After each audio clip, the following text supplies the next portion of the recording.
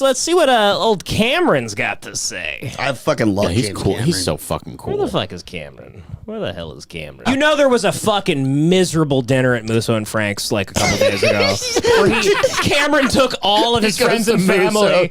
He took all his friends and family and he kept making toast. He goes, a toast! He goes, rest in peace to the Ocean Gate people. And then he sits there and he goes, see, here's the thing, what I would do. No, they're like, so how's your daughter doing? Is she still in soccer? He goes, well, the thing about carbon fiber. I would love if he kept like weaving in Terminator anecdotes where he's like, yeah. And so that's the, when carbon fiber, the whole, when I first conceived of Terminator 2, I pictured a carbon fiber exoskeleton on a machine. Actually, the hand in the magma at the end of Terminator 2 was solid carbon fiber. Needed to be certified and so on. So I'm struck by now my submarine, the T-1000, it has every certification possible.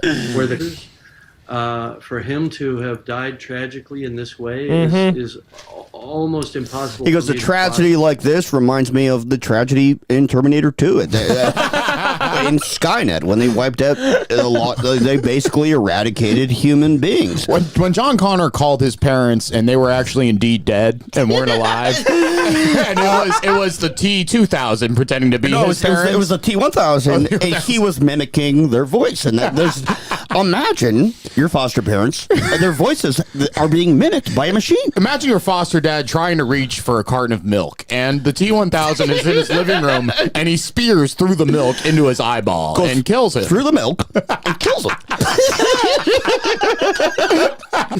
He goes, the thing about this, see, when Miles Dyson was developing Skynet, he had no clue that it would eventually become sentient. Do you understand? And so in a very similar way, when they were developing the submarine, they didn't know the consequences of their tech.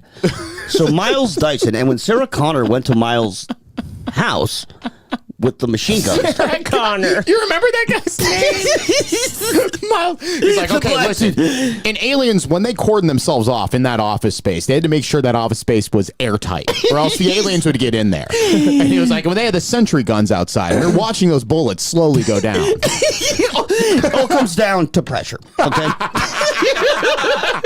When the xenomorphs are at the door. Because the way it fails is it delaminates. Because it's sick word. You have to have a hull, a pressure hull, made as much in the way that liquid metal fails is when you get it extremely hot. Lava, for example, will destroy liquid metal. He goes, you have a hydrogen dioxide and nitrogen dioxide, a tanker full of it, and it explodes. Submersibles, and they use acrylic for their hulls, but once again, it's a contiguous material, so you can do computer modeling to see how. Do you know what happens when you shoot a grenade launcher at a police helicopter?